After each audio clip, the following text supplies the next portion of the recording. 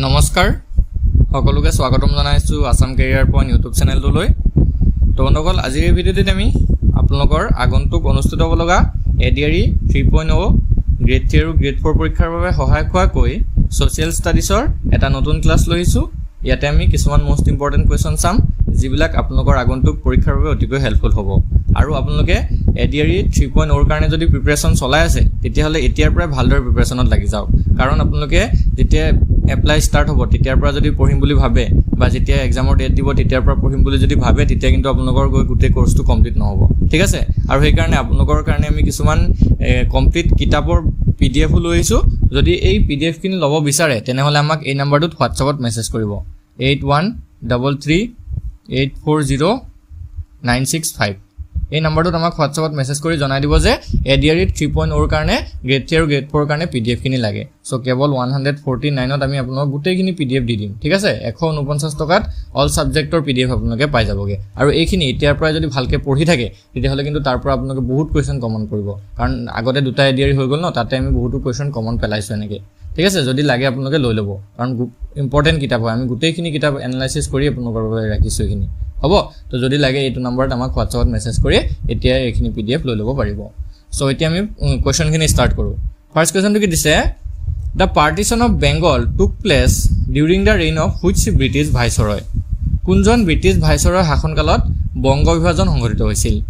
ঠিক আছে, এজন ব্ৰিটিছ ভাইচৰয়ৰ শাসনকালতেই বংগ বিভাজনটো সংঘটিত হৈছিল। তো সেইজন কোন হয়?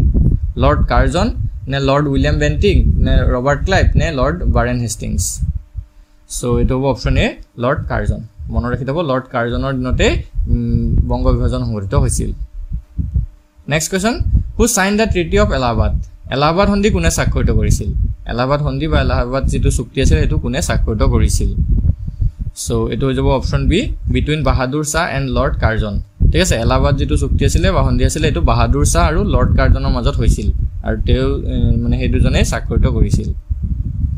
নেক্সট কুৱেশ্যনটো হৈছে, the British prime minister who declared communal partition in 1932 was? তো 1932 চনত সাম্প্ৰদায়িক বিভাজন ঘোষণা কৰা ব্ৰিটিছ প্ৰধানমন্ত্ৰীজন কোন আছিল? তো তেওঁ আছিল অপশ্যন চি, ৰামছে মেকডোনাল্ড। ঠিক আছে, মনত ৰাখি থ'ব, ৰামছে মেকডোনাল্ডে 1932 চনত সাম্প্ৰদায়িক বিভাজন বা সাম্প্ৰদায়িক বটোৱাৰা ঘোষণা কৰিছিল। নেক্সট কুৱেশ্যনটো হৈছে, during whose tenure was the Bengal partition scheme implemented? কাৰ ৰাজত্বকালত বা কাৰ কাৰ্যকালত বংগ বিভাজন আঁচনিটো কাৰ্যকৰী হৈছিল? চ' তেওঁ আছিল অপশ্যন ডি, লৰ্ড কাৰ্জন।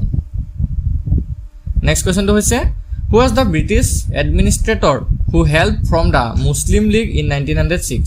1906 চনত মুছলিম লীগ গঠনত সহায় কৰা ব্ৰিটিছ প্ৰশাসকজন কোন আছিল? চ' এইটো শুদ্ধতৰ হ'ব option A, Lord Minto.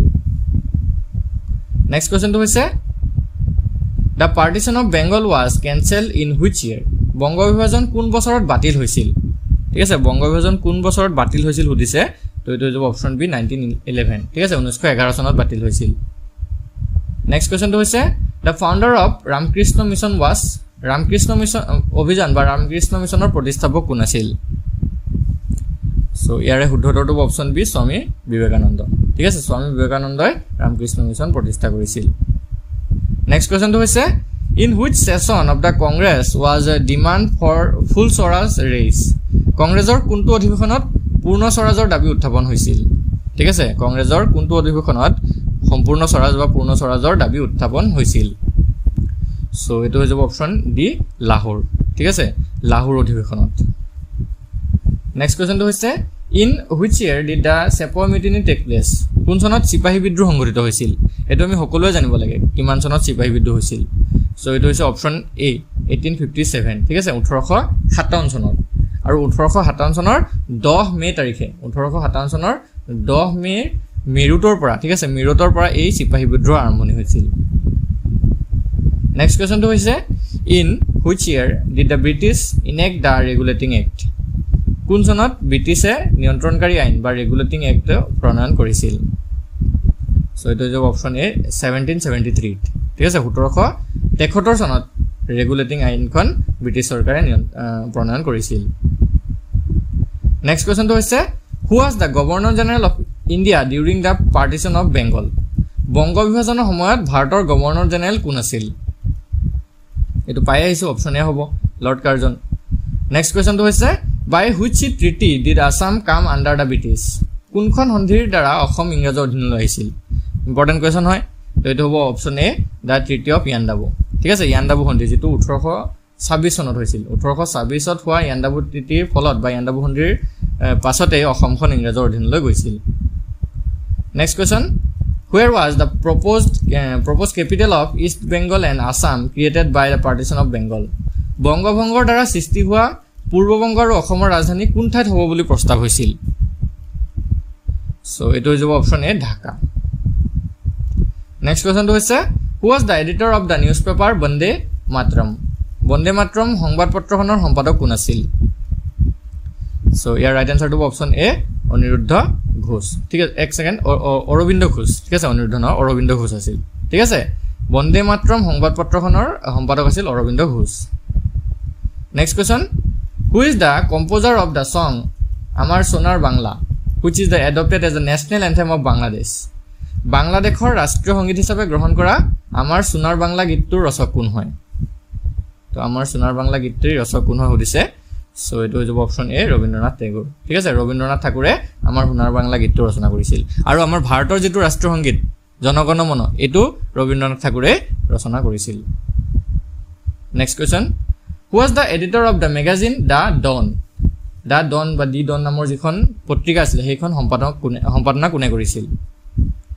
So এটো হৈ যাব অপচন এ সতীশ চন্দ্ৰ মুখোপাধ্যায় বা সতীশ চন্দ্ৰ মুখাৰ্জী বুলি আহিব পাৰে next question how many secondary national school were established during the Swadeshi movement স্বদেশী আন্দোলনৰ সময়ছোৱাত কিমানখন মাধ্যমিক জাতীয় বিদ্যালয় গঢ়ি উঠিছিল সো এটো হৈ যাব অপচন বি 62 62খন গঢ়ি উঠিছিল নেক্সট কোৱেশ্চনটো হৈছে who was the founder of the Bengal Technical Institute কোনজন ব্যক্তিৰ সাহায্যত বেংগল টেকনিক্যাল ইনষ্টিটিউট গঢ়ি উঠিছিল তো ইয়াৰ ৰাইট আনসাৰটো অপচন ডি তাৰকনাথ পালি ঠিক আছে তাৰকনাথ পালি তেওঁৰ মানে সাহায্যতে বেংগল টেকনিক্যাল ইনষ্টিটিউট গঢ়ি উঠিছিল নেক্সট কোৱেশ্চনটো হৈছে ভগিনী নিবেদিতা's real name was ভগিনী নিবেদিতাৰ প্ৰকৃত নাম কি আছিল সো ইয়াৰ ৰাইট আনসাৰটো option D Margaret Elizabeth Noble ঠিক আছে ভগিনী নিবেদিতাৰ আসল নাম বা প্ৰকৃত নাম আছিল Margaret Elizabeth Nobel next question who was the first person to re-announce the British title knighthood কোনজন ব্যক্তিয়ে পোনপ্ৰথমে ব্ৰিটিছ প্ৰদত্ত নাইটহুড উপাধি ত্যাগ কৰিছিল তো তেওঁ আছিল অপচন বি ৰবীন্দ্ৰনাথ ঠাকুৰ ঠিক আছে ৰবীন্দ্ৰনাথ ঠাকুৰে ব্ৰিটিছসকলে দিয়া নাইটহুড উপাধিটো ত্যাগ কৰিছিল নেক্সট কোৱেশ্চনটো হৈছে who is the father of the মুছলিম লীগৰ জন্মদাতা কোন হয় ৰাইট আনসাৰটো option D Nawab Salimullah next question when was the dissolution of Bengal annulled and the unification of Bengal বংগভংগ বাতিল কৰি কেতিয়া বংগ একত্ৰীকৰণ কৰা হৈছিল সো এটো হৈ যাব অপচন এ 1911 ত নেক্সট কোৱেশ্চনটো হৈছে who founded the company Bengal Chemicals নামৰ প্ৰতিষ্ঠানটো কোনে প্ৰতিষ্ঠা কৰিছিল সো ইয়াৰে ৰাইট আনসাৰটো হৈ যাবগে অপচন এ প্ৰফুল্ল চন্দ্ৰ ৰয় নেক্সট কোৱেশ্চনটো হৈছে who edited the newspaper যুগান্তৰ নামৰ সংবাদপত্ৰখন কোনে সম্পাদনা কৰিছিল ৰাইট আনসাৰ হ'ব অপচন এ ভূপেন্দ্ৰনাথ দত্তই next question who founded the Bengal Arts Parliament বংগীয় কলা সংসদ কোনে প্ৰতিষ্ঠা কৰিছিল সো ইয়াৰ ৰাইট আনসাৰটো হ'ব অপচন এ অবনীন্দ্ৰনাথ টেগোৰে নেক্সট কোৱেশ্চনটো হৈছে when did the British government send a cabinet mission to India British চৰকাৰে কেতিয়া ভাৰতলৈ কেবিনেট মিছন পঠিয়াইছিল ইম্পৰ্টেন্ট কোৱেশ্চন হয় তো এটো হৈ যাব অপচন সি 1946 ত ঠিক আছে মাৰ্চ 1946 ত হয় আৰু চনটো আছিল 24 ঠিক আছে 24 মাৰ্চ 1946 চনত ব্ৰিটিছ চৰকাৰে ভাৰতলৈ কেবিনেট মিছন পঠিয়াইছিল নেক্সট কোৱেশ্চনটো হৈছে when did the Chori Chora conflict take place Chori Chora সংঘৰ্ষ কেতিয়া সংঘটিত হৈছিল তো এটো হৈ যাব অপচন এ 1922 4 ফেব্ৰুৱাৰী ঠিক আছে 4 ফেব্ৰুৱাৰী 1922 চনত সংঘটিত হৈছিল নেক্সট কোৱেশ্চনটো হৈছে the British Prime Minister who declared communal partition in 1932 was